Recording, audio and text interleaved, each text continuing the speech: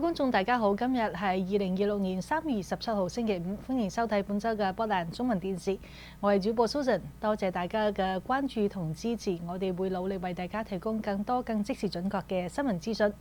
以下就係本週嘅重點新聞：一、ICE 喺波特蘭設備新嘅辦公據點；二、俄勒岡州成為全美生活負擔最重嘅州之一；三、油價暴漲，俄勒岡重回5蚊時代；四、波特蘭機場暫冇 ICE 進駐；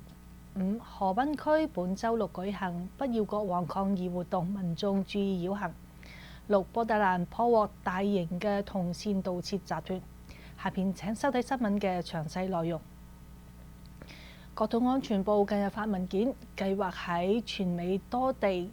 為移民及海關執法局即係 ICE 租用辦公空間，其中包括咗俄勒岡州嘅波特蘭同埋 Roseburg。消息曝光之後，引發咗地方政府同埋民眾不同嘅反應。根據文件 ，ICE 喺全美超過40個州同埋華盛頓特區等數十個城市租用據點，做期約1年，整體涉及約300名人員。不過呢個計劃仍然屬於前期籌劃階段，並唔代表最終一定會落實租用。州長表示，目前冇新增人力嘅必要，所以將會持續關注。而聯邦參議員同埋縣議員則表示反對，憂心擴大執法影響社區。波特蘭市長就態度謹慎，強調資訊仍然有限，暫不表態。最新研究顯示，俄勒岡州居民嘅生活成本持續攀升，整體負擔已經躍升為全美第5。報告指出，當地家庭喺扣除稅金同埋基本開支之後，可以自由支配嘅收入比例僅僅係16.77%，遠少過全美平均水平嘅24.7%。呢份係由智庫發表嘅報告，佢係比較咗2019年疫情前同埋2025年嘅數據，然之後發現，雖然俄勒岡州家庭收入平均增加咗約34%，但係生活成本同步上漲，導致實際購買力反而下降，可以支配收入縮水咗約2.4%。喺各項開支當中，住房同埋公共事業費用壓力最大，佔咗總收入嘅21.3%，而托兒費用緊隨其後，佔咗比例嘅19.2%。除此之外，食品、醫療保險、汽車保險同埋汽油等日常開支亦全面上漲，遠高於全國平均。專家分析，疫情後通脹、房價上漲同埋托兒資源不足係推升生活壓力嘅關鍵因素。隨住各項成本持續走高，俄勒岡州家庭嘅經濟負擔短期之內恐怕難以有明顯嘅改善。受到中東局勢持續升溫影響，全美油價近期持續上漲，俄勒岡州漲幅尤其明顯。根據 AAA 嘅統計，俄勒岡州平均油價目前已經達到4蚊8毫7，一個星期之內上漲咗33美仙，較上一個月就升咗96美仙。波特蘭地區油價更加係接近5蚊，目前平均油價為4.96美元。專家預計，如果油價持續上漲，俄勒岡州好可能喺近期內再次突破每加侖5蚊，而上次出現呢個水平係喺2022年嘅10月。目前俄勒岡州已經成為全美油價第4高嘅州，僅次於加州、華盛頓州同埋夏威夷。對於普通民眾而言，油價上漲意味住返工、旅遊等日常開支將進一步增加。隨住春季出行嘅高峰來臨，未來一段時間油價走勢仍然值得關注。新聞將於廣告之後繼續。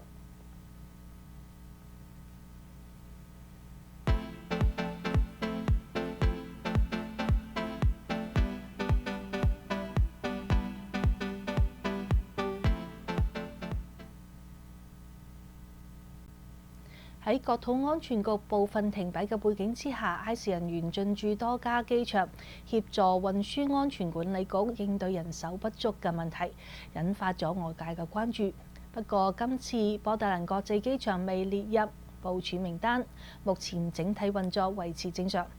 波特蘭港表示，由於機場未出現長期性人手短缺，即使近期請假嘅人數略為增加，亦未影響到安檢效率。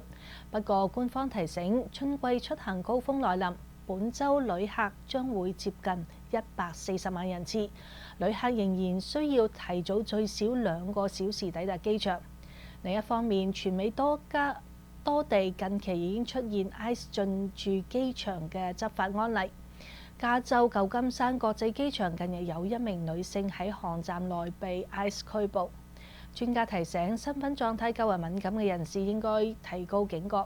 必須嘅時候要先行諮詢法律意見。喺今個星期六3月28號，波特蘭市中心河濱區將再次舉行 No Kings 示威遊行活動。主辦單位預計遊行時間為中午12點到下晝4點，遊行隊伍將於市中心嘅 Waterfront 集結，起點於 Southwest Natal Parkway 同埋